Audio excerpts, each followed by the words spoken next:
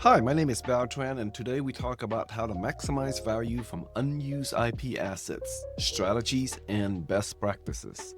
So, unused intellectual property represents a significant, often untapped reservoir of value for businesses. Whether through dormant patents, underutilized trademarks, or overlooked trade secrets, organizations can unlock revenue streams, foster innovation, and strengthen market positions by strategically monetizing these assets. Next, we explore actionable strategies and real-world examples on how to maximize the potential of P. First, before you can maximize value, you need to know what you have. So you need to conduct an IP audit to identify underutilized assets. And you need to prioritize high-value IP in the process. So you start with a comprehensive audit to catalog all assets you have, including patents, trademarks, copyrights, and trade secrets. You should focus on identifying the assets that are non-core to your current operations, patents that cover your pivoted path, discontinued products. You can also look for underlicensed or unlicensed technologies, for example, trademark usage in inactive markets. You can also keep an eye out for technologically relevant but under leveraged. For example, you may have some patents on technologies that are not integrated into the current product. So that means that they're relevant, but they're not used. And then what you do is you do a cost-benefit analysis. You evaluate the maintenance cost, the renewal fees against the potential revenue from monetization. If there is no monetization, but there is a maintenance cost, and if that patent is not part of any of your portfolio, then those are candidates for dropping. You can prune obsolete assets to reduce the overhead and then reallocate that money for filing new patent applications covering your new developments, for example. Next, you can leverage licensing and partnership opportunities. You can do a direct licensing to create steady revenue. Unused IP can be licensed to third parties in exchange for royalties or upfront payments or some strategic business relationship that's important. In the case of IBM, when they license a patent, not necessarily it's all about money. It can be for some sort of strategic relationship. The other company may agree to use IBM products, etc.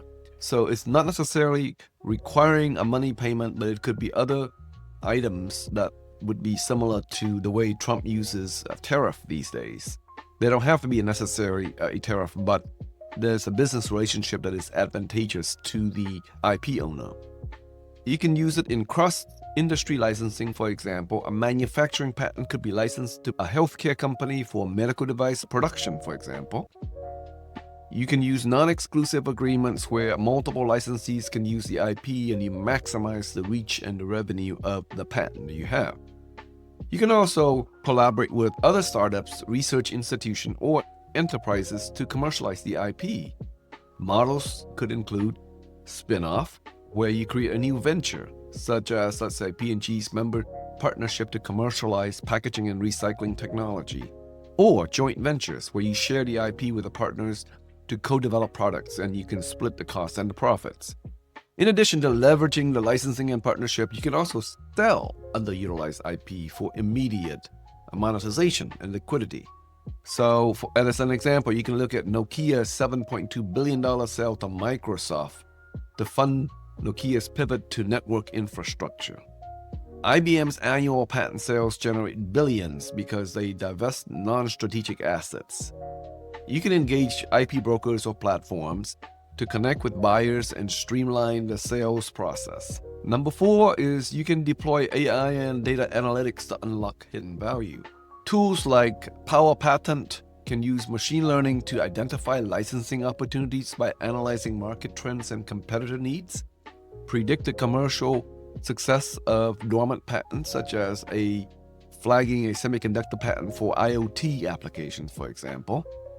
You can also use automated monetization platforms that enable hands-off IP management, automated leasing, sales, and compliance of IP assets. Then you can take those proceeds and reinvest them into R&D and core innovation, and thus you fuel future growth. By redirecting funds from technology that you no longer needed, you can take that money and divert them into R&D for the next generation technology.